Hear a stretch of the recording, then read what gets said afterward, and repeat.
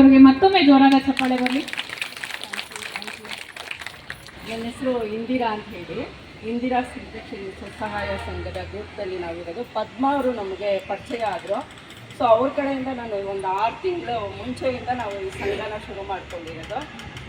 ನಾನು ಕ್ಯಾನ್ಸರ್ನ ಗೆದ್ದು ಬಂದಿದ್ದೀನಿ.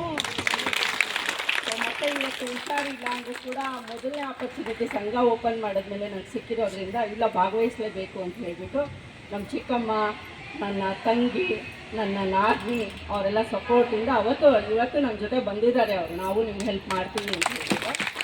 ನಾನು ನಮ್ಮದು ಸ್ವಂತ ಫ್ಯಾಕ್ಟ್ರಿ ಇದೆ, ಆದರೂ ಕೂಡ ನನ್ನ ಕಾಲ ಮೇಲೆ ನಾನು ನಿಂತ್ಕೋಬೇಕು, ನಾವೇನಾದ್ರು ಮಾಡಬೇಕು ಅಂತೇಳಿ ಮೊದಲಿನಿಂದಲೂ ಪ್ರಯತ್ನ ಪಡ್ತಾನೇ ಇದ್ದೆ. ನಮ್ಮ ಯಜಮಾನ್ರಿಗೆ ಅದು ಇಷ್ಟ ಇರಲಿಲ್ಲ. ಎಲ್ಲ ಇದೆ ಏನಕ್ಕೆ ಹೋಗಬೇಕು ಅಂದ್ಬಿಟ್ಟು ಇದು ಮಾಡ್ತಿದ್ರು. ಈಗ ಏನಾದರೂ ಮಾಡಬೇಕು ಅಂತ ಹೇಳ್ಬಿಟ್ಟು ಸೋಪು, ಹೇರ್ ಆಯಿಲು ಮತ್ತು food products, candles, gift items ಎಲ್ಲ ನಾನು ಮಾಡ್ತೀನಿ. ಸೊ ಕಲ್ತ್ಕೊಂಡು ನಾನೇ ಸ್ವಂತ ಮಾಡಬೇಕು. ಮತ್ತು ನನಗೊಂದು ಆ್ಯಕ್ಚುಲಿ ಹೇಳಬೇಕು ಅಂತ